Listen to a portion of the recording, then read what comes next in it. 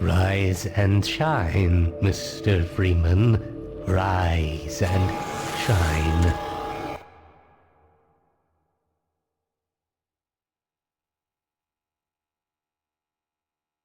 Not Rega. I'm Gabe Newell, and welcome back to Half-Life 2. It's been a long 20 years since its release. In this anniversary update, we've tried to respond to as many of the community's requests as possible. And while this might not be the absolute #1 request from fans, I often hear how much people would like a commentary mode, so we're excited to finally make that happen. Not only was it a challenge to remember many of the details of Half-Life 2's development, but it's not easy to crack open decades-old computer code and wonder what the hell you were thinking way back then. Along with the dev commentary, we've cleaned up a bunch of old bugs and tried to leave things in a better shape than we found them. And at least this time, we had the luxury of knowing how things turned out in the end. To listen to a commentary node, put your crosshair over the floating commentary symbol and press your use key. To stop a commentary node, put your crosshair over the rotating node and press the use key again. And please let me know what you think. You can reach me at gaben@valvesoftware.com. Thanks, and have fun. Physics objects. It might be hard to remember it now, but back when Half-Life 2 came out, small objects in games, like these bits of trash, were usually static, as in they didn't really move, or if they did, it was in a very simple way. If you were lucky, they might break apart into some sprites if you hit them. One of the goals for this initial train station section was to really make it clear to players that these kinds of things were properly, physically, actually being simulated in Half-Life 2. They could be picked up, dropped, thrown, broken, moved by other forces, you name it. Here we're starting with just a small thing, showing that trash is being blown by the arrival of the train, or, more specifically, an invisible volume that's triggered by the player leaving the train. Train station. The beginning of a Half-Life game has a big job to do. We have to introduce players to a new world while teaching them how to interact with it. Players need to quickly grasp what's happening, who the key players are, what threats they face, and how they fit into it all. Above all else, it has to be as fun and interactive as possible. Nailing this takes a lot of iteration and playtesting, especially on the small moments that make up a bigger picture of the game. In this section, we'll highlight some key moments, game design problems, and a few playtests where things didn't quite go as planned. Metro Cop shoving citizens. We've only walked a few feet and we're already got problems to solve.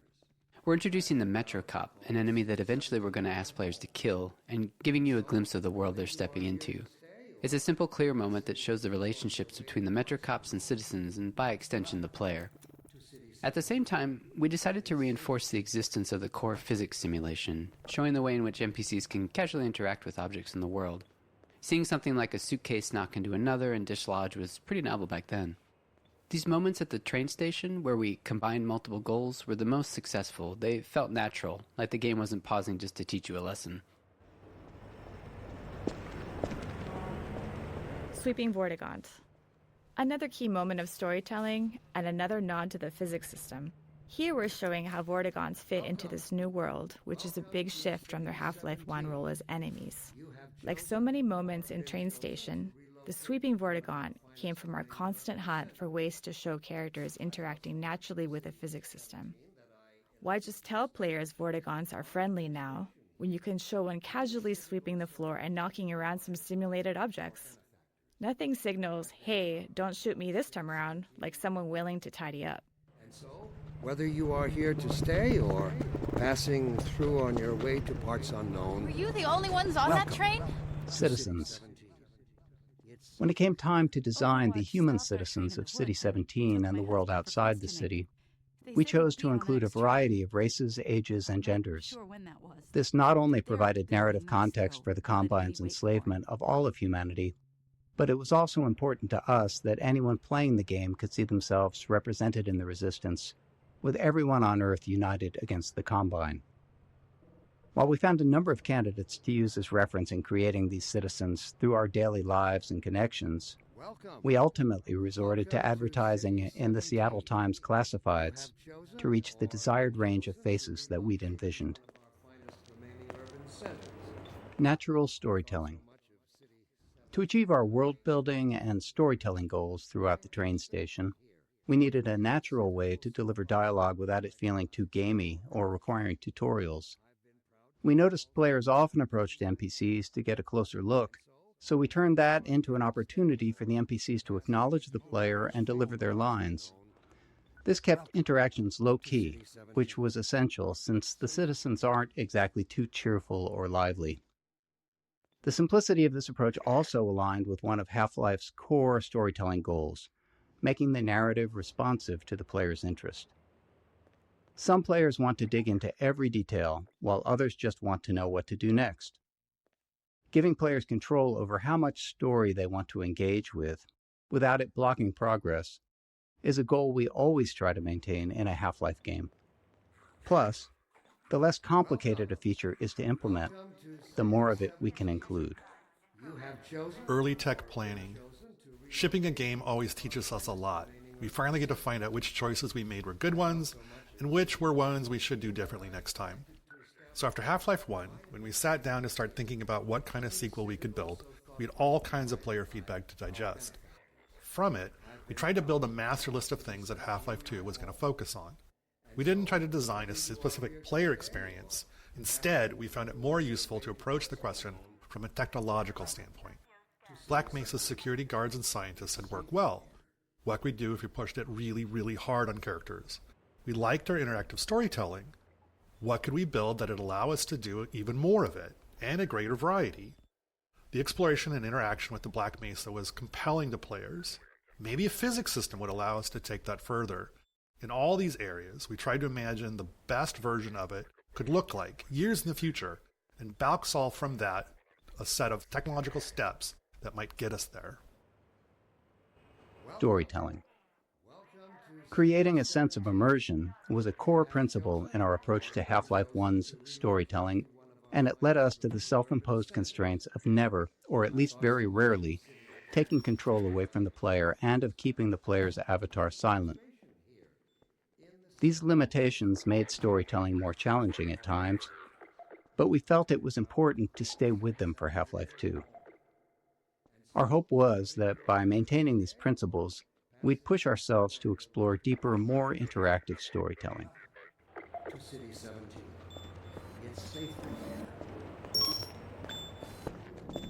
Characters. In Half-Life 1, security guards and scientists could best be described as archetypes, not individuals. They were abstractions of characters that matched the visual fidelity we could achieve at the time. But as our technology improved with Half-Life 2, we saw an opportunity to move beyond abstractions. The increased visual fidelity of the character models, combined with improvements in animation, made us believe we could focus on creating individual characters, people you would actually care about. We allowed ourselves to write real dialogue and have characters deliver it in a way that felt realistic enough for players to not think about them as pawns in a video game, and hopefully propel our narrative forward. In 2001, a couple of years into development, we were energized by Japan Studios' Eco.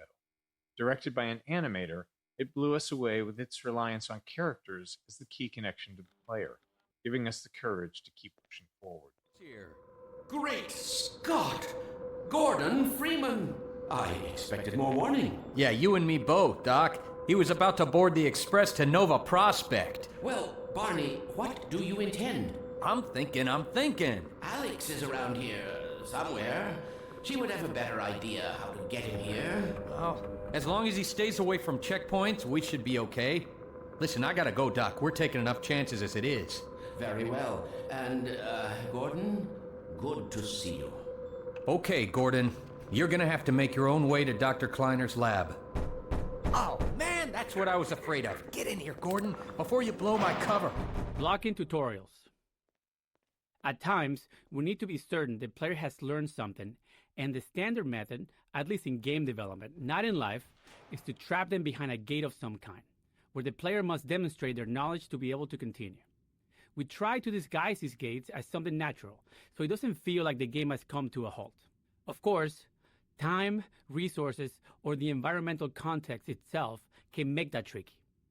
In this case, we needed to teach the players how to move objects, so a simple stacking puzzle seemed like the best solution. We tested more complex designs, but they ended up being less effective at teaching the actual thing we needed the player to learn. Blocking tutorials 2. There are 2 failures of note in this tutorial. First, players can break it by tossing all the boxes out the window, which is obviously not great. This leaves them stuck and unable to continue, which we consider a game-stopping bug that must be fixed. A clean solution would have been to tweak the window or crate sizes so that the player could fit through but not the crates. The problem was that we really only caught this problem late in development, and making even a simple change like that can have unpredictable game-breaking consequences, and right before launch no less. Also, this issue was purely theoretical. We'd never actually seen players do it. Our playtests of the design space had gone smoothly, with players learning what they needed and moving on. So changing the room's design this late in the game could have disrupted that success in ways that we couldn't foresee, so we opted for a more conservative fix rather than something elegant. If you're curious, try tossing all the boxes out the window and see what happens. Blocking Tutorials 3. The second failure in this tutorial space is a case of misteaching, where we accidentally teach the player something we didn't intend. This can be hard to avoid without extensive playtesting, since the game is always teaching, even when it's not by design. We cover a more extreme example of this later in Train Station. Some cases of misteaching are critical to fix, like if the player learns the wrong way to use a weapon or interact with a common element of the game. But this one was more subtle. While teaching players to move objects, we also taught them to stack physics objects to escape a space. Normally that's fine, except we don't deploy that puzzle later in the game, and teaching something irrelevant just clutters up their mental toolkit and makes it harder to readily keep useful things in mind later on. Worse, stacking objects to escape the play space become a problem later on, something we had to actively prevent in multiple areas. With so many physics-based objects in the game, blocking this behavior without putting ceilings everywhere wasn't really an option. In the end, we hoped players wouldn't overthink this early lesson, and when playtests showed players getting stuck later on, we made sure not to remind them of it. Fall damage. Teaching players how to do things is an essential thing for the game to do. But for them to make confident decisions, they also need to understand the more subtle rules. This small moment covers 2 of those. First, it shows how far the player can fall without taking damage. Second, it introduces a bit of the game's vocabulary, how the game will communicate with them. Players often worry about taking fall damage, but they also worry about taking a step that they can't take back. So here, a welcoming crate to land on signals that dropping down is safe and it's the way forward.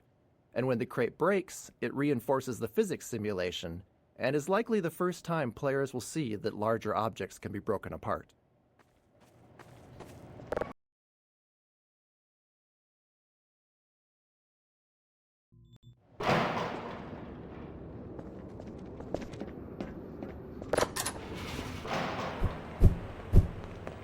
Pick up that can. Contextualizing tutorials, creating a story scenario in which they happen, lets us do more than just stop the game to teach players something. We get to add narrative value to the moment. Here, teaching the player how to throw objects is combined with a narrative setup that gives them a choice in how to respond. After watching the Metro cops casually abuse citizens, it felt right to put the player in a similar position next. If they had opinions on how the citizens should have reacted, now they get to express them. Playtesting showed most players either complied or refused the request to pick up the can, but some tried to avoid the confrontation entirely. Others would comply initially, then retaliate after feeling humiliated. By keeping the moment relatively constrained in both terms of player actions and the space itself, we could generally react appropriately to whatever choice they made.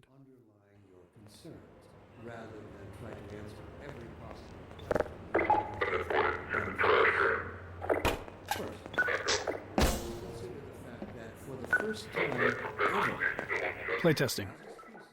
Playtesting is a core part of how we make games. We can never fully predict how players will respond or what they'll take away from what we've built. So we test to learn and hopefully improve. During a playtest, we don't guide or talk to the player, even if they're stuck, as it's extremely unlikely that we'll be sitting there next to the player once the game ships. Our goal is for testers to forget that they're playtesting altogether and play as if they're at home. Any interruptions risk skewing the data, so we only step in if there's a bug that's blocking progress, or more rarely, if their behavior is so confusing that we need to understand what they're thinking. Kept us safe in those hard-scrabble. Early in a Half-Life game, one of our goals is to make promises to the player, giving them a sense of what to expect later on. From movies to TV shows and books, all great entertainment does this in some way, and video games are no different. The promises in a Half-Life game can take different forms. Some are simple, like offering just a glimpse of something intriguing. Others are more layered, like the interactions with Metro Cops.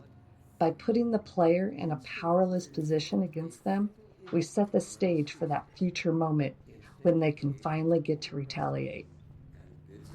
The Citadel. We wanted the player's first view of City 17 to highlight the Citadel and its dominance over the city, representing the Combine's complete and total power over humanity. It also needed to serve as a clear goal. Even at the start, you can see where your journey ends. But despite its massive size, playtesters often missed it. A player's sense of depth and scale can be tricky on a computer monitor. If you've played any games in VR, you'll likely have noticed that scale feels more natural.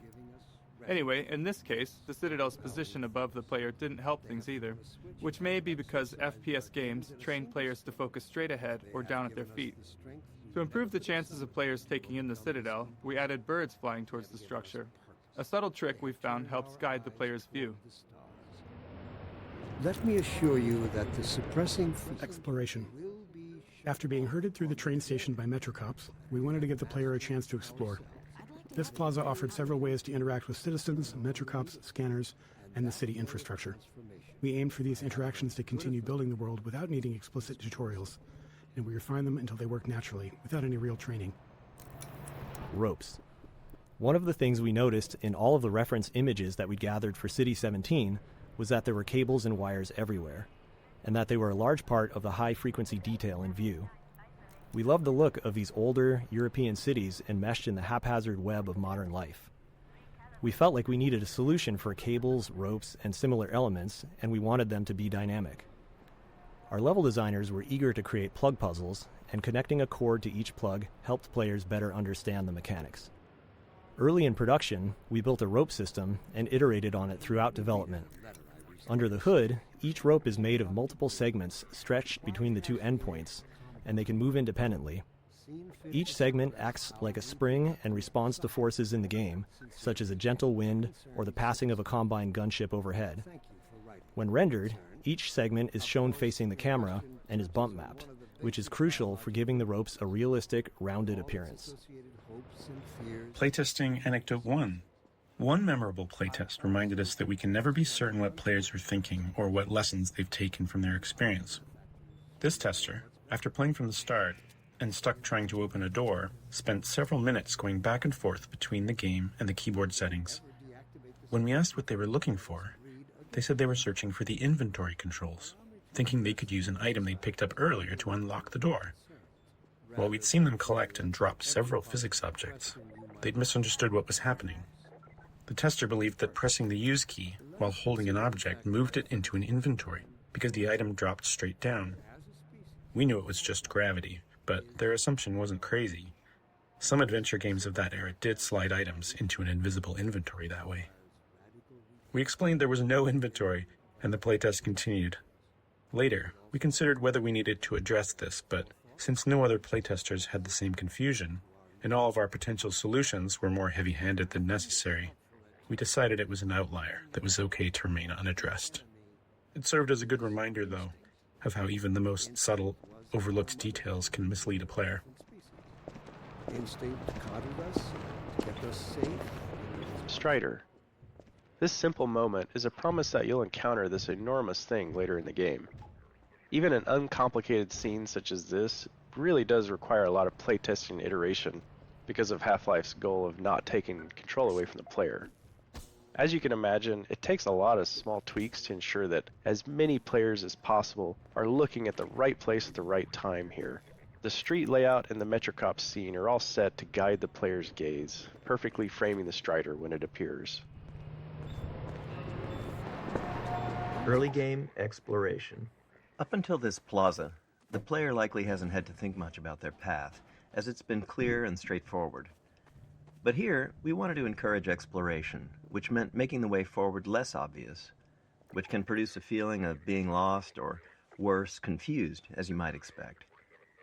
These kinds of shifts can be tough, especially early in the game, when the player is still learning the game's guidance cues. Here, it's further complicated by force-fielded checkpoints, which allow NPC citizens to move through, but restrict the player, leading many playtesters to believe that there was a way to bypass them. Ultimately, it was extensive testing that helped us find the right visibility for the alley forward, using lighting, layout, and a wooden crate, an object players have already used as a sign they're headed in the right direction, all to subtly guide them forward. Closed captions. During Half-Life 2 development, we were approached by folks interested in accessibility who encouraged us to go beyond the subtitle system we had built for Half-Life 1. They requested a full-featured closed captioning system to capture all game sounds, not just dialogue. This turned out to be a much tougher challenge than expected. Half-Life 2 produced a wide variety of sounds, and categorizing them for captions was crucial. Prioritization was also key. Dialogue needed to stand out, and it had to be clear who was speaking. Ambient sounds, like distant combat, were important for setting the mood in some levels, but less so if there was an enemy shooting nearby. Our level designers also often reuse sounds in different contexts, so sound might require captioning in one area, but not in another. Ultimately, every sound in the game ended up with its own caption data, formatted almost like a small version of HTML, giving us control over the visual style of each caption. As with the audio files, the caption data was too large to keep in memory, so we built an asynchronous caching system to handle it efficiently.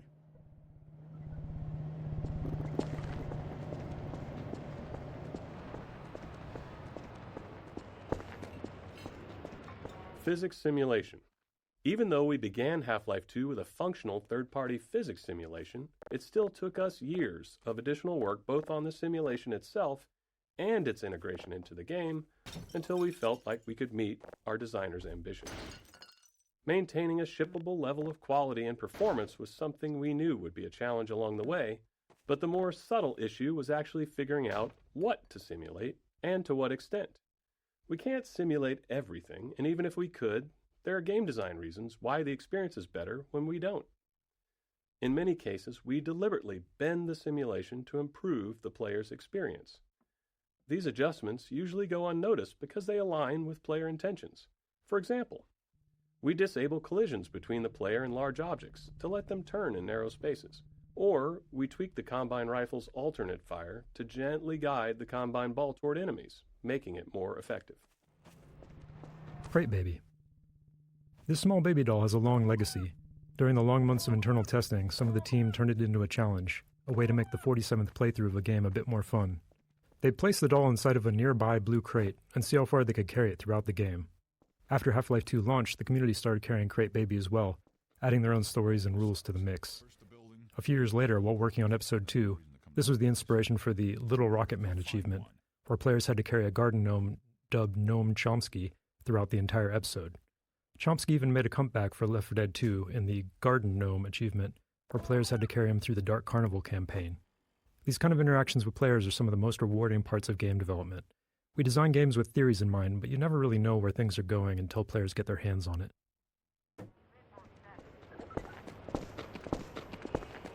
Physics Simulation 2. Areas where game design or other constraints impacted the physical simulation often required extra tuning to keep the simulation from blowing up. As an example, early on we experimented with increasing the simulation on the player entity, which is to say, make player movement much more a part of the physical simulation of the world. We knew this might make movement feel less precise, but hoped it could lead to some novel experiences. However, after tuning the movement to match the less simulated version, we hit a major problem. The physical force needed for the player to move at their usual speed was so high that simply running into other simulated objects could result in death from the impact. We iterated on it, but ultimately couldn't find a solution we liked and reverted to the less simulated movement. However, this wasn't exactly the easier path.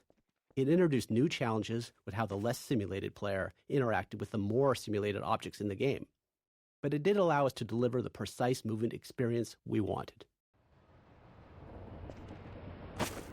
Playground.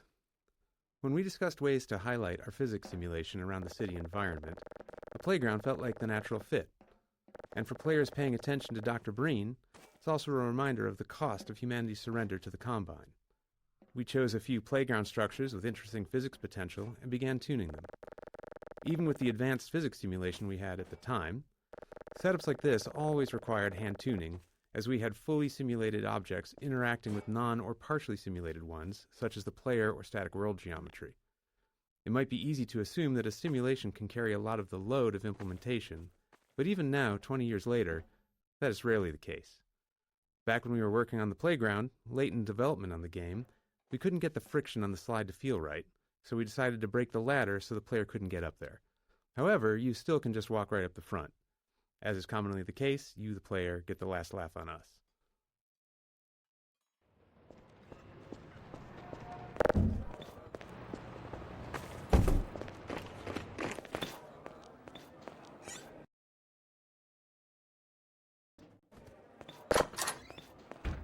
Materials and shaders.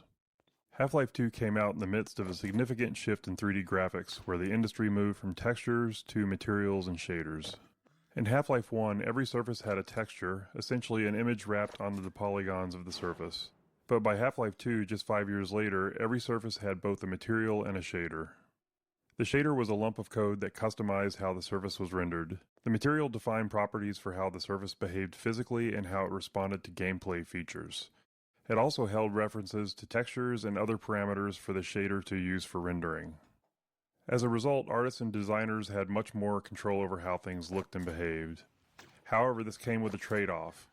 Half-Life 1 could run on a computer with only a CPU, but Half-Life 2 required a GPU because the computations needed for materials and shaders were specifically designed for GPU hardware. The refracting glass door here is a clear example of a custom shader, but every surface in the scene is actually running a shader of some kind.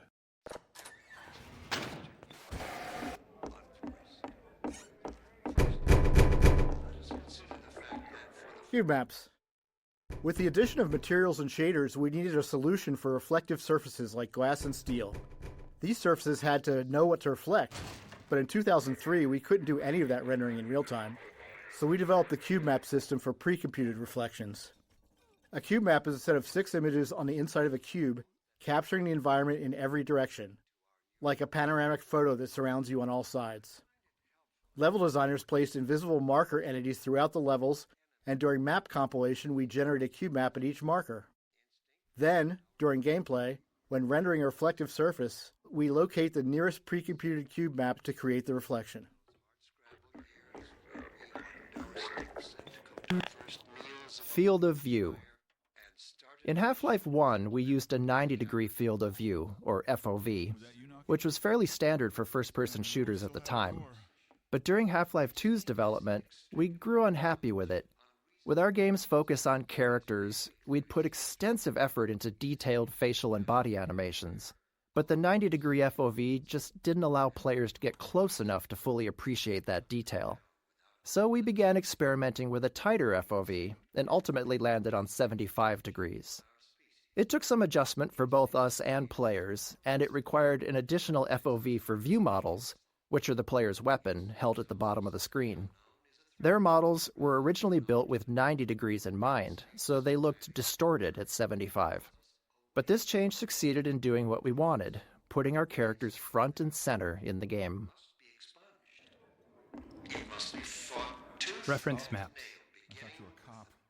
As our characters grew more lifelike between Half-Life 1 and Half-Life 2, we wanted the game world to feel equally realistic. In Half-Life 1, limitations of first-person games often made it easier to lean on stylized or abstracted environments. But with Half-Life 2, we set out to create a setting that felt grounded in reality, which meant focusing on a lot of small details we hadn't before. One of our main steps was creating reference maps to standardize how we'd map real-world proportions into the game. These maps establish details like wall and door dimensions, doorknob heights, interior lighting, furniture scale, and the general scale of common objects. We created standardized textures for level designers, complete with scale and lighting values, so layouts would be consistent from the start, Besides setting up the physical world, these reference maps defined how the player would move through it, how high they could jump, how low they could duck, and the size of spaces like vents. Using these maps as foundation, we were able to keep our world geometry consistent and ensure realistically sized spaces across the game. I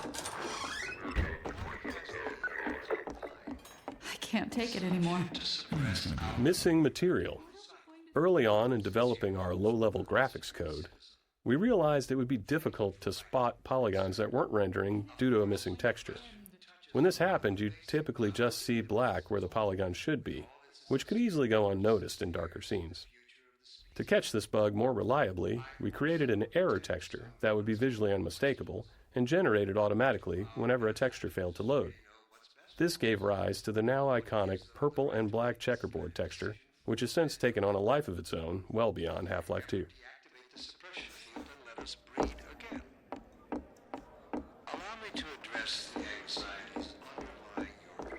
The raid.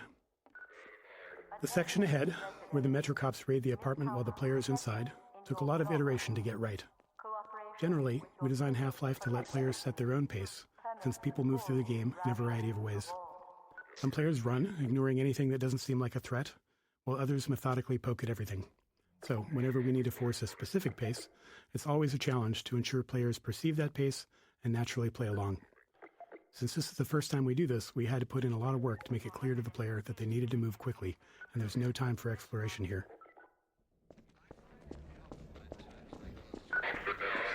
The Raid 2.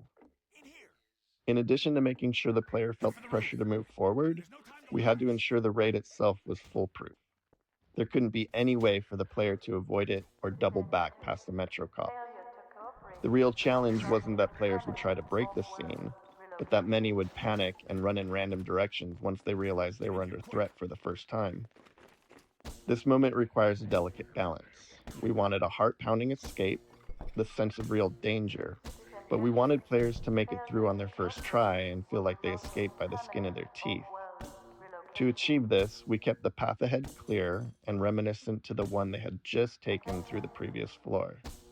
A series of carefully placed triggers controls the threats appearing ahead and behind, maintaining the pressure while still giving players enough time to stay ahead of their pursuers. Citizen notice. Failure to cooperate will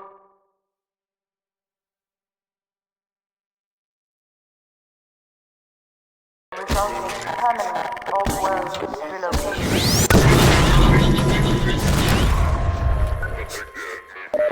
Attention, residents. This law.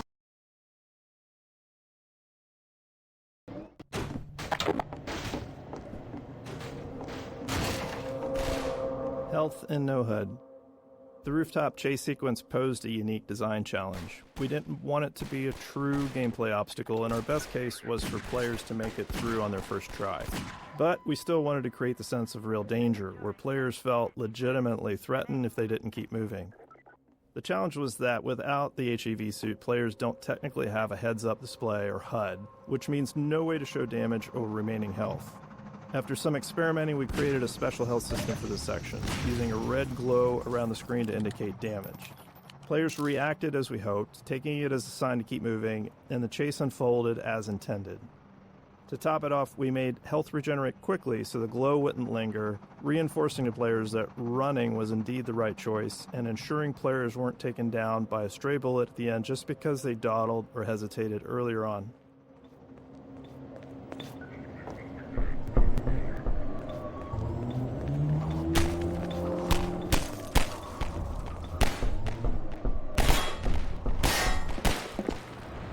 Playtesting Anecdote 2.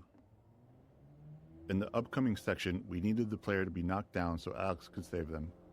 With limited time and resources, we simplified the encounter as much as possible, reusing existing systems and letting it play out like a normal combat sequence, with a custom event triggered when the player died.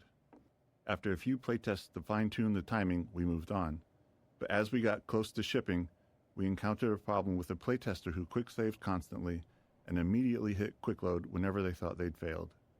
When a Metro cop hit them, they quick-loaded before Alex could step in, repeating this more than 10 times before we asked them to stop. At this stage of development, in the final bug-fixing phase, we had to limit ourselves to fixing only game-breaking issues, since even small changes could risk breaking something more important. Knowing this was a rare edge case, because most players had no trouble, we made a few conservative changes. We shortened the delay between the knockdown and Alex's first line and changed the fade-out color to white instead of black, which wasn't ultimately that useful since players hadn't died enough yet to associate black with death. We considered disabling quick load for the few seconds that the scene plays out, but we were worried that could introduce a bug where quick load became disabled permanently.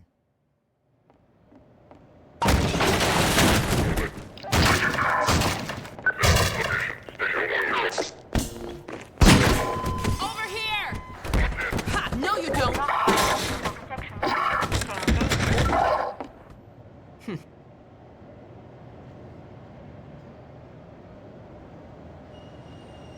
Dr. Freeman, I presume. Attention, We'd better hurry. The Combine can be slow to wake, but once they're up, you don't want to get in their way. Alex. Nailing Alex's design was a big challenge. We wanted the player to both respect and care for her. Saving Eli was a key player goal midway through the game, and we knew that getting players to care about that goal would be easier if they also cared about Alex and her relationship with her father. We intentionally designed, wrote dialogue, and cast a voice actor for Alex to be savvy, capable, and relatable within the Combine-controlled world, while also making her attractive and charismatic. We aimed to avoid the objectification, exaggeration, and hypersexuality that many games of the 2000s featured, as we felt that would undermine our goals for her character. This way, Gordon. I'm Alex Vance. My father worked with you back in Black Mesa. I'm sure you don't remember me, though. Man, a few words, aren't you? Interactive storytelling. When we started on Half-Life 2, storytelling in games was generally either high fidelity and NPCs on elevators. Don't get my dad started on Dr. We often spend a significant amount of time solving problems that players might not even notice. Many of these are subtle design challenges, while others stem from multiple systems interacting with each other. For example, getting non-player characters to ride in elevators posed a complex problem because it involved various systems, NPC AI decision-making, navigation planning, and movement simulation, to name a few. Additionally, the elevator itself had its own simulation requirements unrelated to NPCs. One of the more subtle challenges came from the fact that we simulate NPCs at a slower rate than we simulate elevators. This meant that NPCs on a descending elevator would simulate to make sure they were properly standing on the elevator, and then the elevator would simulate a few times, each time moving further down the elevator shaft, subtly leaving the NPC behind. Shortly after that, the NPC would simulate a second time and pop itself down on the elevator floor once again. You can imagine that it was hard to take Alex seriously when she was constantly falling down in small increments while talking to you. interactive storytelling. When we started on Half-Life 2, storytelling in games was generally either high fidelity and linear or low fidelity and interactive. We knew players had seen high-quality storytelling in games, but they'd never been placed right in the middle of it, able to watch it unfold around them, interact with it, and examine any part closely. While that goal excited us, we didn't yet know how it would work or what kind of technology we'd need to make it happen. We had built a variety of storytelling technology in Half-Life 1, but it was mostly presented in front of the player and lacked the interactivity and fidelity we were aiming for.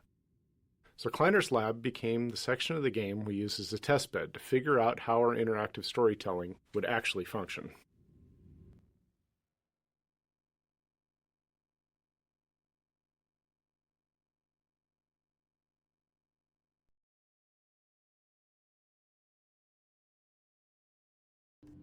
Funny, you showing up on this day in particular.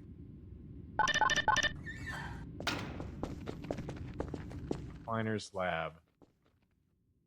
Kleiner's lab was the first piece of storytelling we worked on, and the one that took the longest to figure out. In addition to its role in launching the player into the game, it eventually became the unifying vision for the development team in terms of storytelling. As we began building our characters and narrative delivery around the player, many questions arose, all of which felt like major risks for the game. Would players be able to extract the important information from the scene? Could we get them to care about these characters? How would we support players with varying levels of investment in the story? How costly would it be to produce a scene like this? And how many more would we need? These and many more were questions we couldn't answer until we'd built enough of the scene and tested it with a lot of playtesters. Frustratingly, unlike many other problems we face, these weren't questions we could confidently answer until we had done significant work. We can often test gameplay ideas with low-fidelity prototypes, but if a player isn't invested in our storytelling when the characters are just gray blocks, how confident can we be that they'll care once the characters are fully realized? Choreography. The system we built and iterated on to deliver Half-Life 2's storytelling was internally called Choreo, short for choreography. Early on, we found it useful to imagine we were writing a play where one of the actors didn't know the script. We needed a system that could control all the other actors, moving them around the stage, delivering their performances and speaking their lines. To handle this, the other actors would need to seamlessly mix our directorial commands with dynamic responses to the player's position and behavior. Timing was clearly going to be a major challenge, as any part of the scene might need to lengthen, contract, or even pause, depending on what the player was doing. FacePoser. The primary tool we built to power the Choreo system was called FacePoser, an inaccurately named program that allowed our animators to lay out the entire structure of our scenes along a timeline. The timeline contained a series of choreo commands for the actors, along with all the necessary information for them to perform those commands. By layering these commands on the timeline, animators could easily describe how an actor might need to face one thing while talking towards another and walk to a different location, all at the same time. But the timeline wasn't a fixed linear sequence. Actors would follow their commands, but they had to respond dynamically to the world around them. An actor might take longer to move to a location if the player is in the way, or they might need to wait to deliver a line because another actor has been delayed by the player. FacePoser allowed us to rapidly iterate on scenes, trying different layouts, dialogue deliveries, and timings. This ability to quickly experiment and adjust proved critical in finding the right performances to achieve our character and narrative goals. This way, Gordon. Choreo commands. This debug visualization shows the two most common choreo commands actors receive throughout a scene, internally known as look-ats and move-tos. Actors are given targets to look at, sometimes more than one at a time, and then try to focus on the one that makes the most sense given their current state. At the same time, they might be receiving move-to commands, which tell them to move to a location and face a specific direction or object. Even these seemingly simple commands involved a lot of complexity.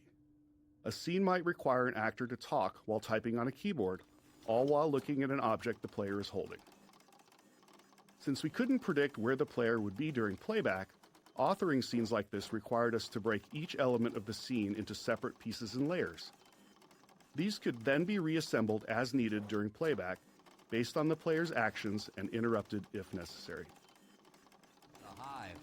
Lab interactivity. In our choreo scenes, we have the player trapped for a bit, allowing us to focus on the characters and narrative. To accommodate different players, some deeply invested in the story, others unable to stand still for more than a second, we felt like we needed a constant stream of interesting details on screen. We scattered narrative elements throughout the environment, ensuring some were interactive, essentially toys for the player to tinker with. In some cases, we embedded further storytelling into these, like the cactus mini-teleporter hinting at the upcoming teleporter failure. It was a delicate balance.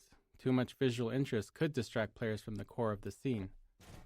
Ultimately, Kleiner's lab played it safe with interactivity, as it was the first major choreo scene. Later, in Eli's lab, we explored it more deeply, ensuring the characters themselves paid attention to what the players were tinkering with. There you are. I thought you got rid of Delivery. It took a lot of iteration and playtesting to strike the right balance of information and emotional connection in our major choreo scenes. Each scene had a lot of information we needed to convey to the player, but we couldn't just have characters spouting exposition. players would start thinking of them more as signposts than as people. We needed to take the time to let the characters interact with each other, allowing the player to observe the relationships. At the same time, we had to expand upon the world, giving the player a sense of everything that had happened while they were gone. All this had to be done carefully, without taking too long. We wanted the game to work for players who were less invested in the narrative. Animation became a powerful tool in communicating the emotional connections between characters, often conveying the depth of a moment quickly without overstating it. Humor was another commonly used tool, helping to puncture a setup and disarm the player when things got a bit too heavy. Writing. In the Half-Life 1 era, player goals in FPS games were still largely about fighting and defeating an obviously evil enemy. It was hard to get players to care about characters when they were as low fidelity as they were in Half-Life 1. With the planned improvements in character fidelity for Half-Life 2, we wanted to take a shot at making characters the driving force of the narrative. Our goal was for the player's motivations to align with those of our characters, for the player to care about these people, their hopes and fears, and to want them to succeed. With this in mind, we were able to assemble our approach to character and dialogue. We would create a set of characters who liked and cared about each other, hoping that the player would feel the same. These characters would interact in a way that felt inclusive, like a group of old friends who see the player as one of them, just someone who's been away for a while. If the characters demonstrated realistic emotional connections with each other, we believed we could build an emotional connection with the player as well. Come on, Gordon. Voice actors. To create more responsive and multidimensional characters in Half-Life 2, we needed to evolve our approach to working with voice actors.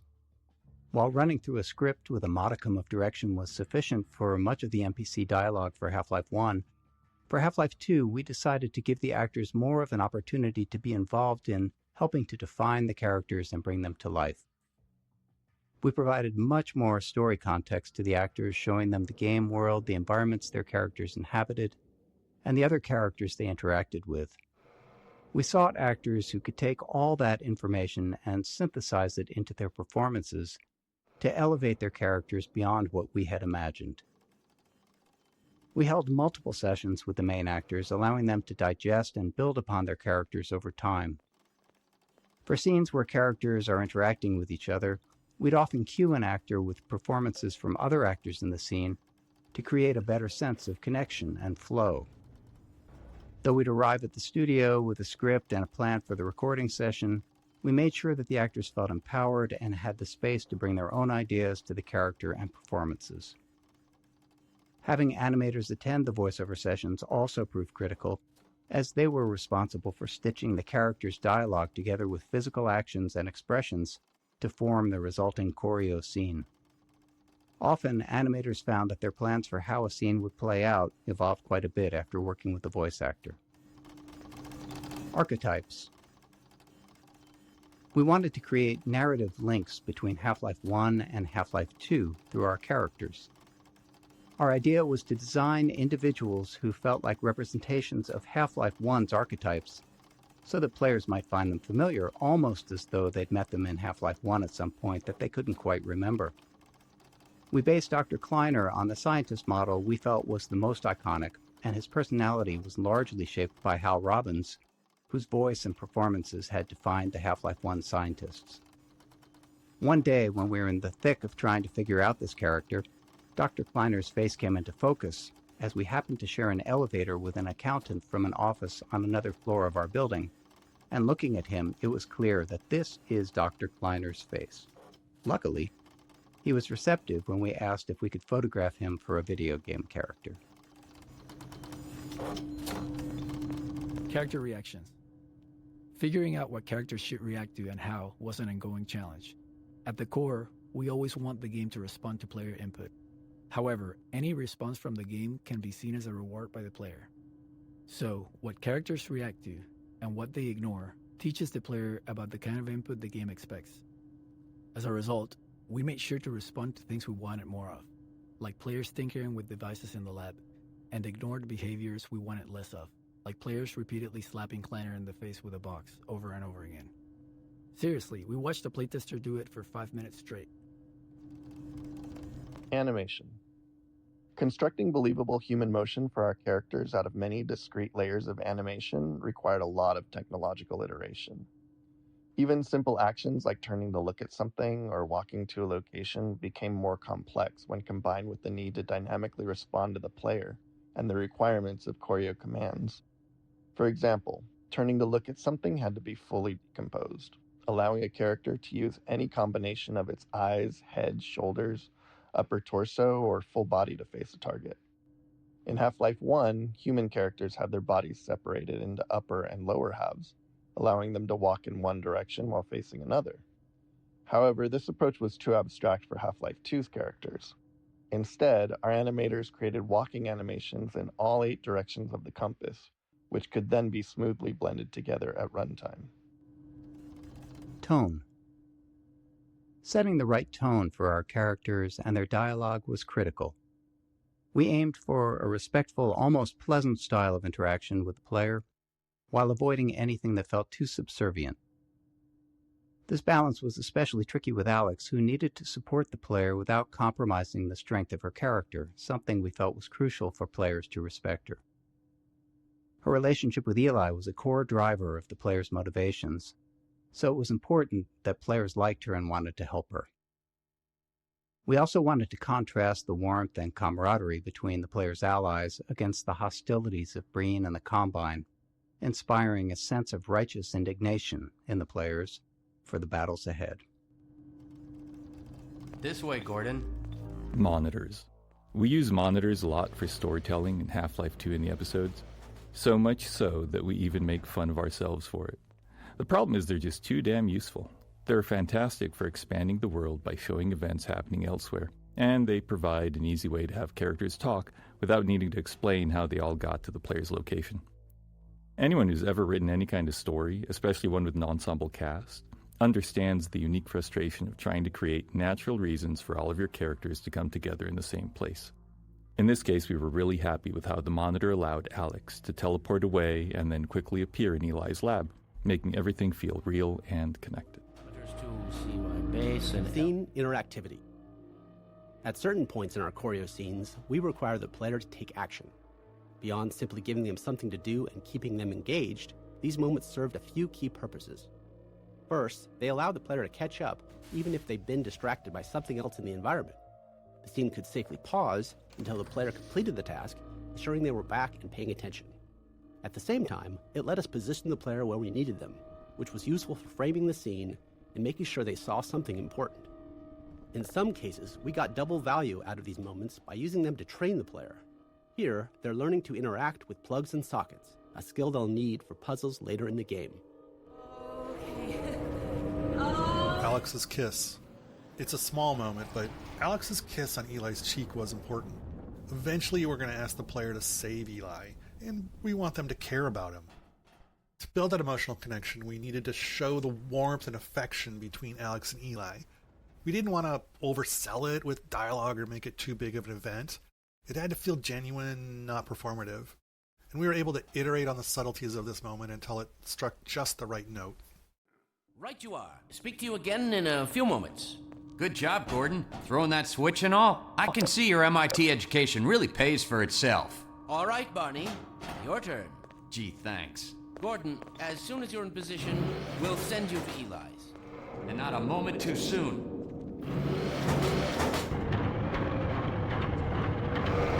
Excellent. Initializing in 3, 2, 1. Barney, if you'd be so kind. Good luck out there, Gordon. Yes, indeed. We're ready to project you, Gordon. Bon voyage, and best of luck in your future endeavors. Final sequence. Hell, what is it? It's your head, the freaking head helper. Car, steady, look out! There he is. Is Lamar with him? Forget about that thing. He's coming through, Dad. What's going on? I'm not sure. It seems to be some kind of interference. Gordon, stay put. You get your other. Something's drawing him away. What's the meaning of this? Who are you? How did you get in here? Hey, he's back. I'm getting him out of there. And just wait in the field. It will peel you apart. Just lost Unexpected interference. Don't worry, Gordon. There he is! Oh, we're losing it again. The minute I saw it, I'm all but certain it was Gordon Freeman.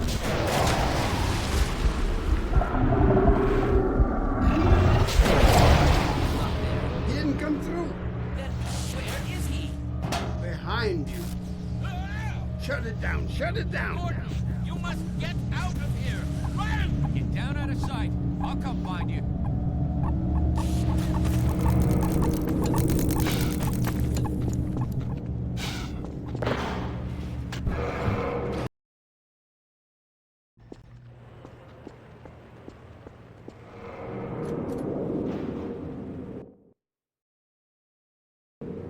Phoneme extraction. Another critical tool we built into FacePoser was the phoneme editor. It processed the voice actors' dialogue lines and extracted phonemes to generate basic lip sync animations for our characters. For the hero characters, our animators used this as a starting point to create high-quality custom animations for each dialogue line, incorporating full facial animation.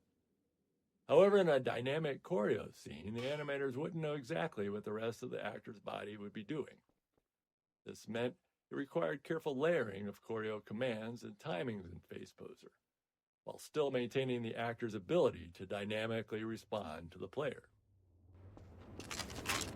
At the time of Half-Life 2's release, most first-person shooters gave the player a gun or a melee weapon right off the bat, but we opted to start them empty-handed. Without a weapon, it was easier to train the player on the more novel ways they're able to interact with the world and introduce them to our story. We wanted the player to transition from fugitive to the aggressor, and arming them at the right time created that moment naturally. By the time they finally get a weapon, they're done running away. They say sometimes the best way to win is to walk away, but we all know that's not true. The best way to win is to run towards something while shooting at it.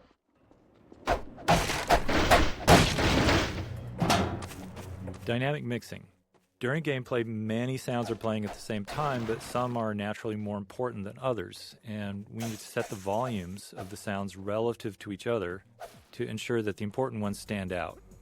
In a movie, this sound mixing is done as a post-process, but in a game, it happens real-time, responding to the player's actions, so we can't predict ahead of time which sounds will play simultaneously.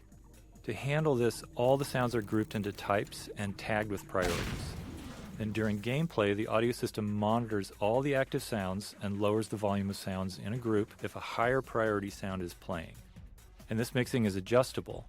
If the gunshots need to be loud in one scene, we can make them higher priority there. If a specific line of dialogue needs to be heard clearly, it can then force all the other sounds to drop in volume. And we do the same thing with music. It's a subtle but very critical system, and it just prevents the soundscape from becoming too cluttered.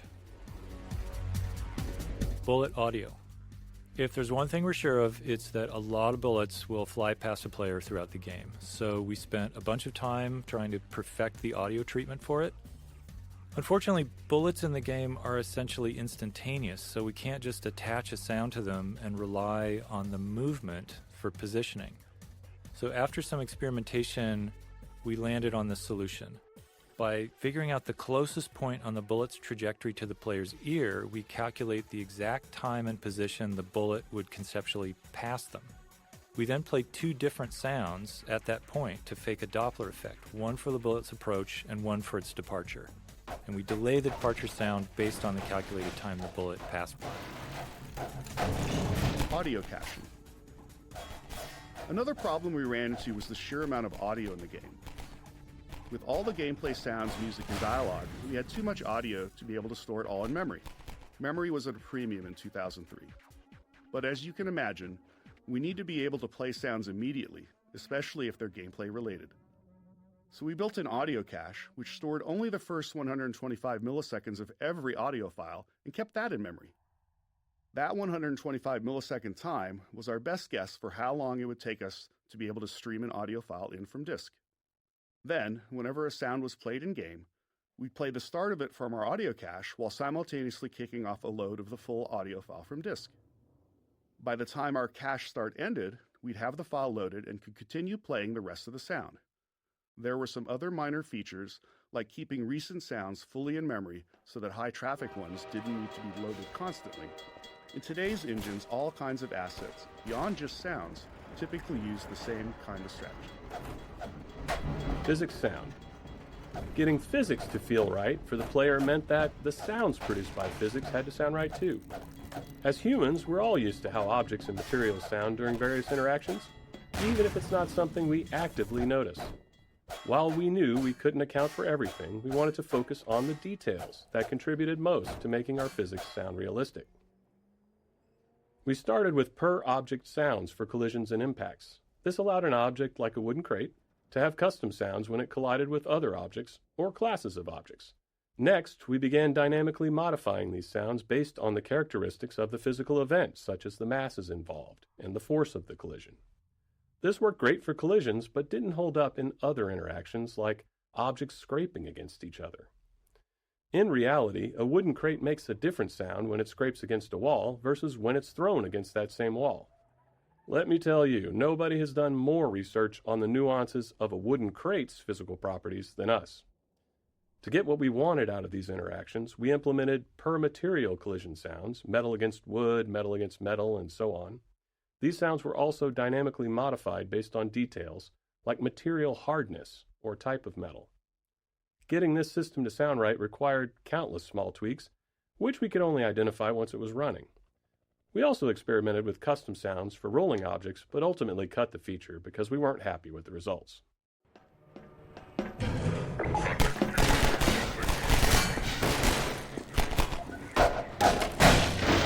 Automating DSP. All the sounds a player hears are processed through our Digital Signal Processing System, or DSP. And this just refers to how audio is altered to reflect the environment the player is in. For example, the same sound will differ when heard in a parking garage, a small room, outdoors. In Half-Life 1, we manually placed invisible nodes throughout the world to define these DSP settings for each space. For Half-Life 2, we knew that manual placement was just going to be way too time-consuming, especially since we wanted a larger game, and we still only had one audio person on the team. So we built a system that automatically determines the DSP settings around the player in real time.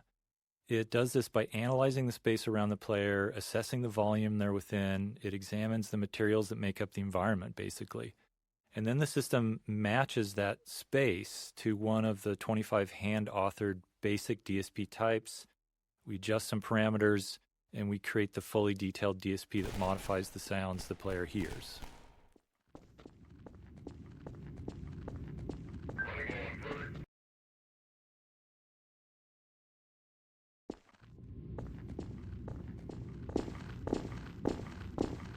Metro Cop scene. This is another scene designed to make it clear that the Metro Cops are the bad guys, except this time the player has a weapon and can finally do something about it. That something comes out of the barrel of a gun. We knew we needed the player to feel righteous, and this moment was part of creating that. The Metro Cops are still human, unlike the rest of the Combine in the game, so we felt like we had to go the extra mile in making sure the player's actions felt like justice and not just wrath.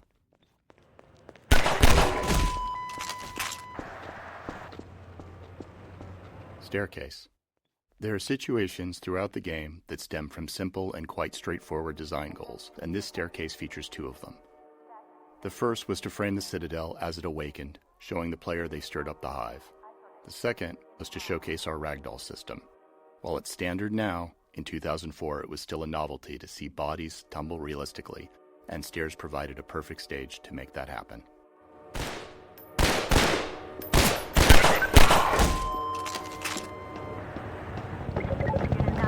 City 17 awakens. The early train station section was designed to make the city feel indifferent toward the player, as if Gordon is just another nameless, faceless citizen, ripe for subjugation. But during the tenement raid and rooftop chase, the city identifies the player as an anomaly and starts to stir. Now, with the player as the aggressor, the city fully turns its attention on them. The Overwatch PA system, first heard during the raid, played a key role in delivering this message. If players listen closely, there's a lot of information about the city's awareness. Even when players didn't pay attention, though, the audio treatment still conveyed the emotional message we were aiming for. Explosive barrels. Here, we introduce explosive barrels, a staple of first-person shooters, but with a new twist. The second pistol shot sets the barrel on fire, starting a timed detonation. A third shot will detonate the barrel immediately. This way, players could either delay the explosion or trigger it right away, depending on the situation. Players may want to feed an explosive barrel to a barnacle and then shoot it twice as a handy way to safely dispatch a cluster of them. The delayed explosion also made for more interesting chain reactions between multiple barrels. Exploding barrels were a fan favorite in the series, but also were internally favored by level designers who often felt like the game could never have enough of them. Attention protection. Status invasion programs in this community. Respawn. Isolate. Inquire.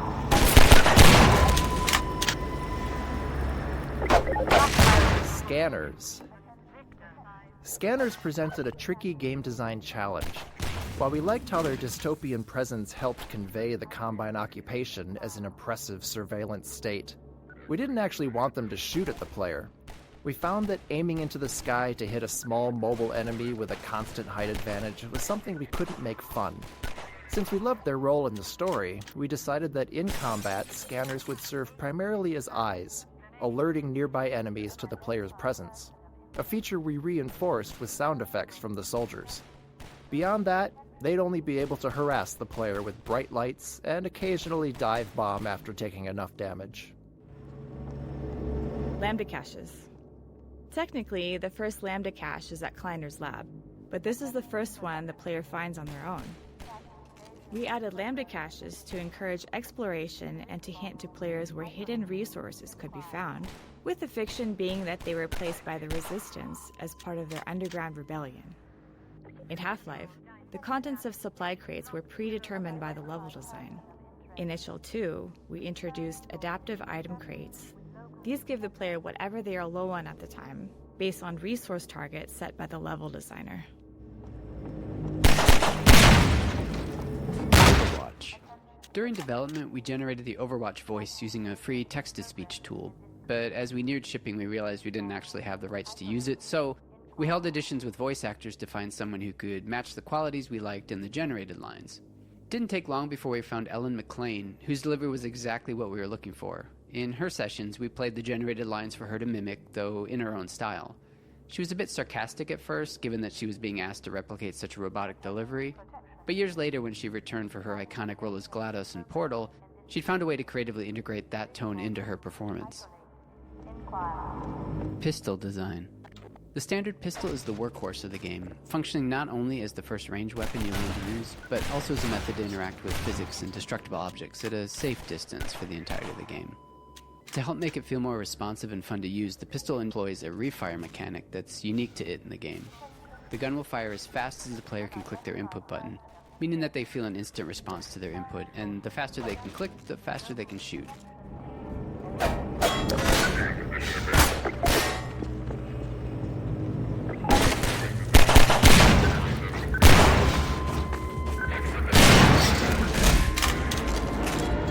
Shatter glass. When designing early levels where there are fewer mechanics in the player's toolkit, we found that it's just as engaging to spotlight new technical features instead, as we did here with breakable glass.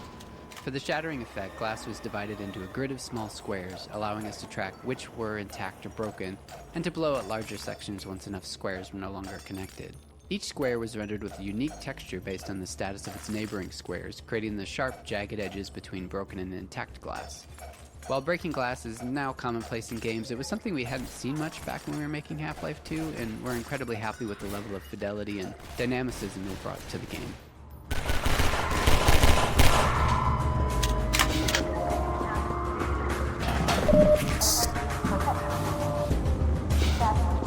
Helicopter Peekaboo.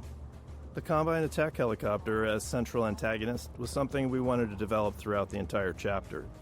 The relentless chopper became a character in its own right. Here, if you listen and look overhead, you can hear its engine and see it flying along the train tracks and into the distance. This first glimpse is a small piece of foreshadowing, with its presence becoming more pronounced over time, until eventually you're squaring off against it. Iterative passes. Some chapters of the game, such as the on-foot sections of the canals in Ravenholm, were developed in multiple passes by different cabals. We found that handing off maps in this way led to greater variety in the experience, and a higher density of interesting moments, as each cabal added their unique touches to the maps.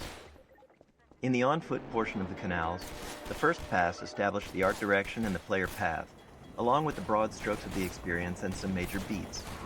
But the team-wide alpha playtest identified insufficient tension and a somewhat monotonous experience here. In our second pass, we returned to the map solely focused on creating that tension and greatly increased the density of moment-to-moment scenarios. Water shader. The most complex shader we made for the game was the water shader, which made full use of the newly available programmable graphics cards. When water was present, the scene was rendered 3 times. First, the underwater world for refraction, second, a reflected view, and third, the parts above the water. When rendering the water surface, we blended the refractive and reflective views, showing more reflection at glancing angles using the Fresnel equation. We also tracked the ground depth below the water's surface, making it more transparent and less refractive in shallow areas. Additionally, we had to create 2 alternate water rendering techniques for lower-end graphics cards. Mid-range cards displayed a lower detail reflection without refraction or transparency, while low-end cards only rendered a partially transparent surface.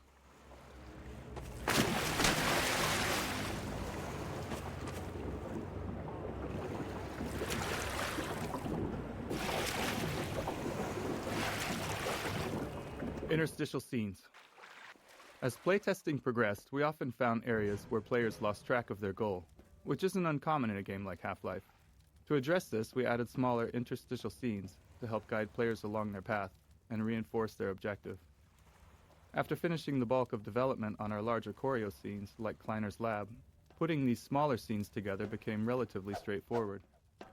We discovered that using characters in these moments worked much better than relying on passive storytelling, or even some sort of reminder you'd find baked into a pause menu. Boxcar Joe. This small scene originally featured 2 human characters, but later in development we replaced one with a Vortigaunt. We wanted to show that Vortigaunts were coexisting with humans and resisting the Combine as well.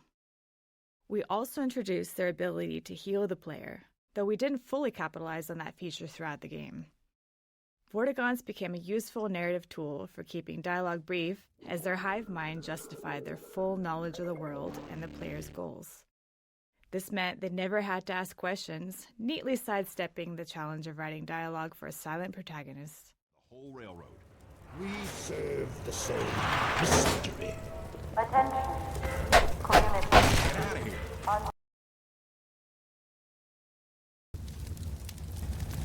Particles.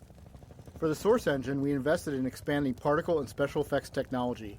This allowed for more realistic and complex particle movement, as well as more intricate shapes and shader effects. In particular, adding bump mapping to our particles features made a huge difference in the volumetric look of them. While later iterations of the source engine include a powerful particle system editor, the original version used in Half-Life 2 relied on handcrafted effects, each requiring a programmer to meticulously build the effect manually, which was a pretty labor-intensive process.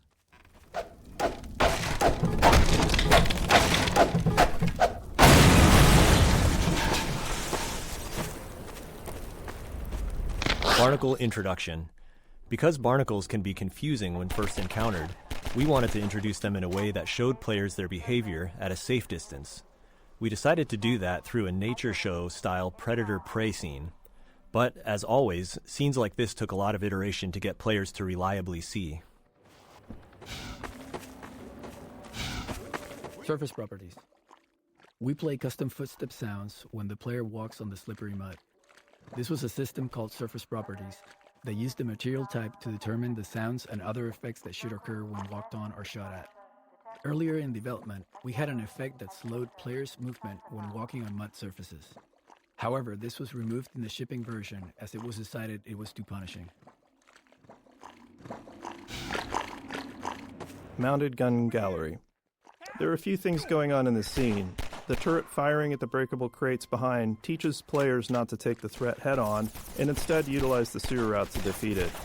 And when they reach the turret, players enjoy using it in a shooting gallery with a wave of Combine soldiers and dive-bombing scanners. We also begin to introduce the missile-firing Combine APC that pushes the players along and will show up again later in the chapter.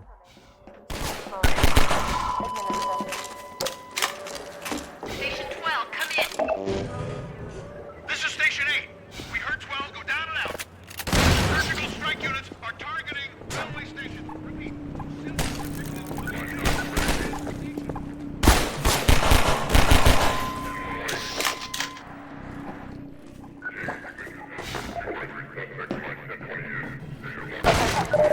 Alert. Evidence of anti-civil activity in this community. Code. Assembled. Flash. Contained. Over here! Keep going, friend. That station was raided, but there's others.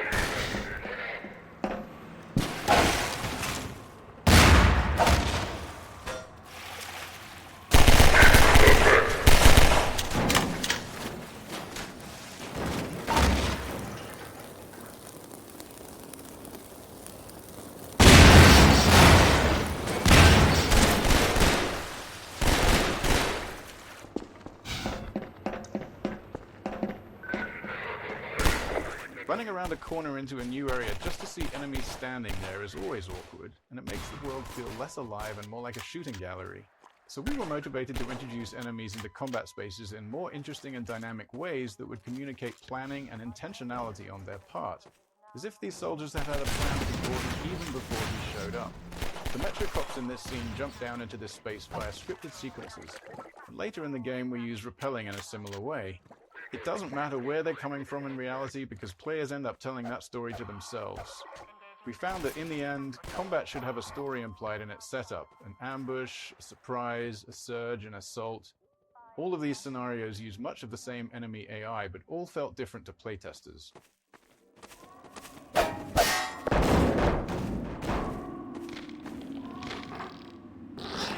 Barnacle bowling.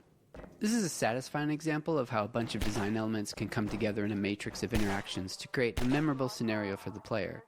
We got barnacles, our physics simulations, slippery mud surface properties, and last but not least, explosive barrels. You've encountered all these on their own, but they're able to snap together naturally to create a moment we called barnacle bowling.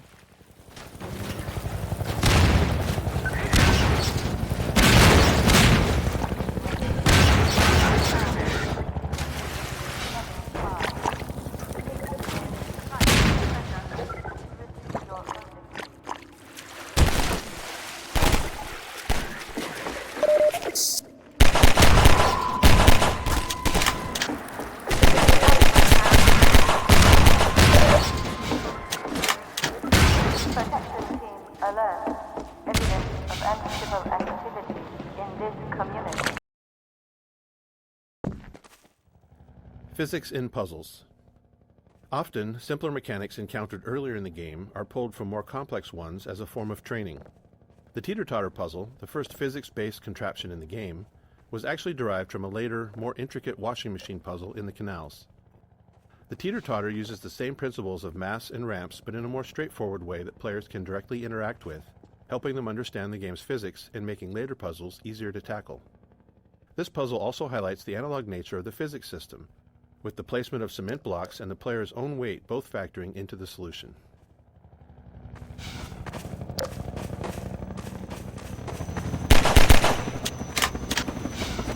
Combine Attack Helicopter. Players have had glimpses before, but here's where we fully introduce the main boss of the Canals chapter, the Combine Attack Helicopter. This chopper relentlessly destroys a player's cover, forcing them to move forward or risk being gunned down. We wanted this sequence to feel tense and menacing, with the helicopter seeming far too powerful to confront directly, and maintaining that intensity through the canals until the final showdown in the reservoir. To achieve this, we heavily constrained the helicopter's movement based on specific gameplay goals. In this map, designed as a dash from cover to cover under helicopter fire, we created a ring path in the sky above the arena. The helicopter always travels to the farthest point on that ring from the player, keeping it visible and making it easier for us to place cover in just the right spots. Normal maps. Half-Life 2 was developed during an exciting time for graphics, as the first programmable shader-supported graphics cards were hitting the market. Using this technology, we became one of the first games to implement normal maps, a technique that enhanced the lighting on surface geometry. The normal map described the surface's roughness, allowing each pixel of a polygon to be lit in a way that made surfaces appear bumpier and more detailed than ever possible in Half-Life 1.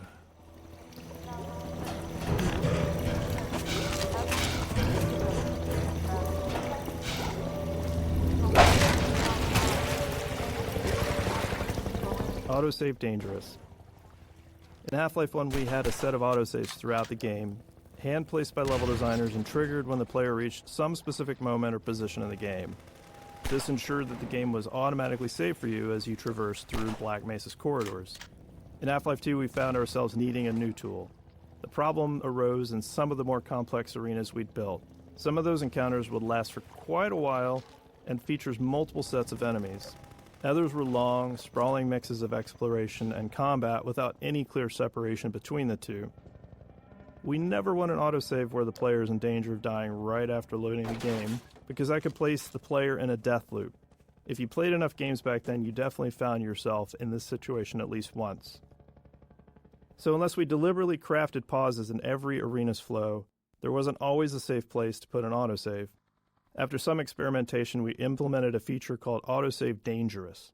This was a level designer tool that combined an autosave with an associated time frame. When triggered by the level designer, it immediately saved the game, but kept the save off to the side, not available as a save game to load from. If the player then stayed alive for the specified time frame, then the save would be committed and used as the most recent autosave. This allowed level designers to put an autosave at a reasonable place or time in an arena, specify a time, like 30 seconds, and if the player was still alive for 30 seconds, the autosave would be used. Soundscapes. In Half-Life 1, ambient sounds were placed by hand and then individually tuned. For Half-Life 2, we wanted more ambient sounds in our environment with higher quality and less manual effort for placement. So we built a system that we call the soundscape system. A soundscape is basically a small program that controls which ambient sounds play, where they come from, and then how they behave in a specific environment. So flies buzzing, wind blowing, birds, a distant train, distant combat. The soundscape system could then randomly select and play these sounds, and also, really importantly, handle the smooth transition as the player moves through environments.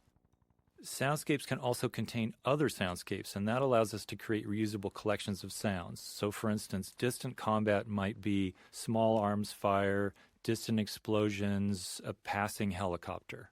And these soundscapes would dynamically assemble and play from many individual sounds, and that helps us avoid the artificial feel of a single looping track. Overall, the soundscape system was a real workhorse for audio in Half-Life 2, and it's pretty much responsible for every sound you hear that isn't directly driven by gameplay.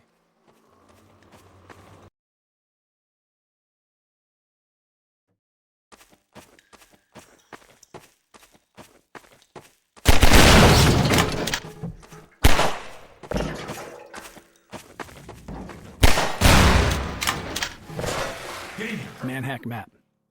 We called this guy Manhack Map.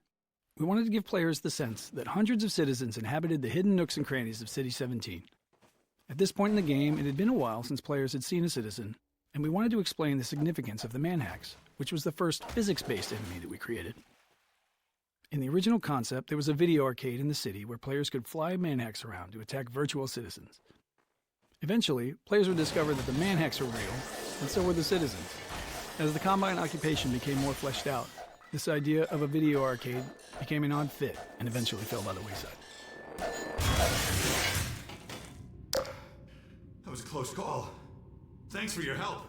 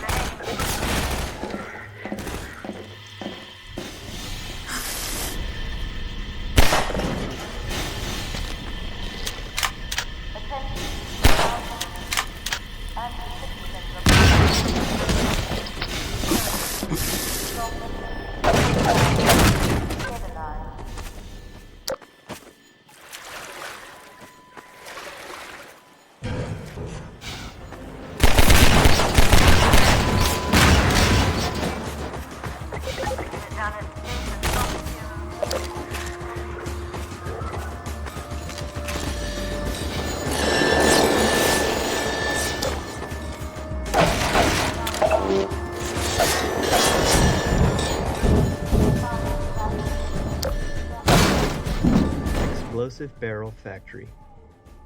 This room, filled with an absurd number of exploding barrels, inspired some good-natured debate within the team around how far to push the plausibility of our worlds. Frankly, one exploding barrel is probably too many in regards to realism. In the real world, barrels really shouldn't explode, even if you were to shoot them.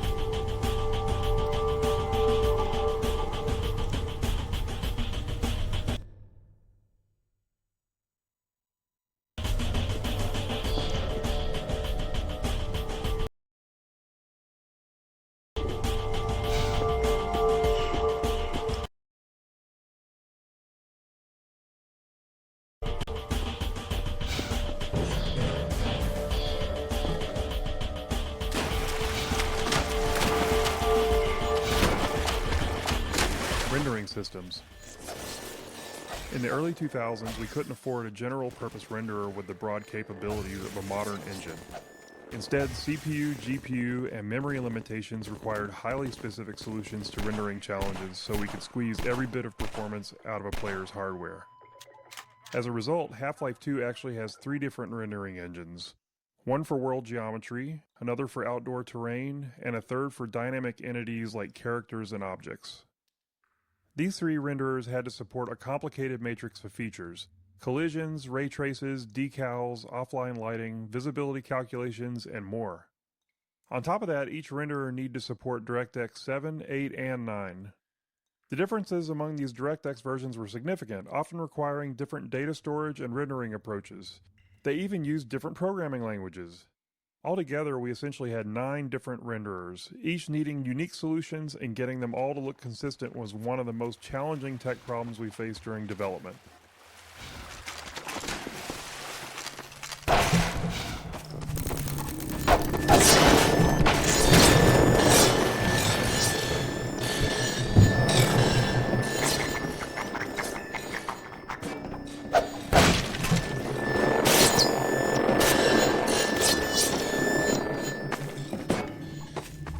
GPU Wild West. During development, we faced numerous decisions influenced by our choice of minimum spec, the least powerful CPU and GPU combination that would still deliver a good experience for customers. In the early 2000s, there was far more variety among GPUs than today, with wide differences not only in speed, but in fundamental approaches to rendering. But at the time, we had no real data on the hardware our customers were using. What CPUs and GPUs did they have? How much RAM? Which version of Windows? We reached out to Microsoft hoping they might know answers to questions like, how many DX7 cards are in use? Or DX8? Unfortunately, they didn't have the data either. Realizing we were at risk of making bad decisions without these insights, we developed an analysis tool that allowed players to report their hardware specs to us and integrated it into the early version of Steam. The data was so useful that we decided to make it public, launching the Steam Hardware Survey in April 2003. It's been helping us and hopefully other developers make informed decisions ever since. Dynamic shadows. With a focus on character and physics objects, we felt a dynamic shadow system was necessary to render them all in all their glory. In 2003, GPUs didn't have any dedicated shadow capabilities that they have today, so performance was a tricky problem. Our eventual solution went something like this, running every frame. First, find all the objects that might have shadows in view. Doing this meant figuring out which objects were in the view frustum, or slightly behind it, to catch entities that were off-screen but whose shadows might end up on-screen. Then we'd render a black shadow version of each one of those objects into a single shadow texture. For that render, we'd use the lowest level of detail model for the object to be as fast as possible. Finally, we'd use the shadow texture to draw each of the shadows into the player's view, darkening the already rendered pixels. We'd carefully cut around each shadow in that shadow texture to ensure that they correctly overlaid each other in the case where multiple shadows overlap. It's neat to look back on how we did these things, but ultimately we're a lot happier today, where GPU hardware makes it a much more straightforward problem.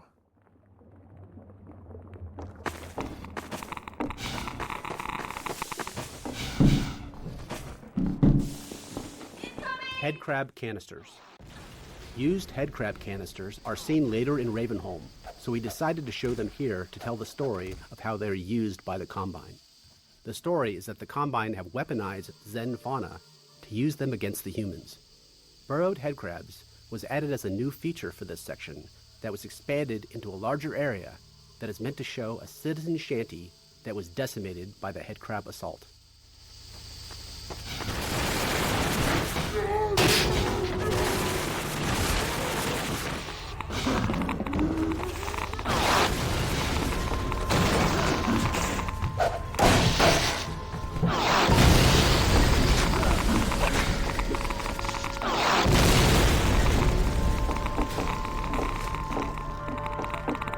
Airboat intro. This is where the player gets the first vehicle of the game, the airboat. We wanted to create a safe space for players to practice driving the airboat for as long as they wanted before moving on. The arena is sprinkled with opportunities for jumps and tricks, and we filled the arena with toxic slime to keep players in the airboat longer, while preventing them from leaving the vehicle behind and progressing forward on foot. Combinatorial shader explosion. Rendering became much more complex during Half-Life 2's development with the addition of hardware shaders, small bits of code controlling how each pixel on a surface should render. In 2003, shaders were far more limited than today. Half-Life 2 era shaders lacked conditionals and had severe code size restrictions. This meant no if-else branching logic to adjust based on different conditions, and no large shaders with broad feature sets. Also, compiling shaders as needed was just too slow to be useful, so we had to pre-compile them. To work within these limits, we had to compute every possible shader combination and store each one individually as its own shader. For example, if a shader affected a surface based on a single light source, we'd need another shader version for 2 lights, another for 3, and so on. And it was combinatorial. If that shader also supported a normal map, we'd need 2 versions per light, one with a normal map and one without.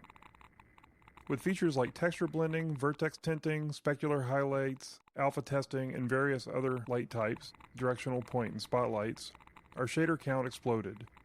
By release, we had thousands of individual shaders. Shortly after, we released Lost Coast, adding HDR support, which doubled the shader count again. Once compiling shaders on the local developer's machine started taking too long, we switched to distributing the shader compiles over the entire network using VMPI. We also had a dynamic shader compilation mode that was useful for developing shaders that gave fast turnaround at the expense of frame rate hitching when a shader had to be compiled.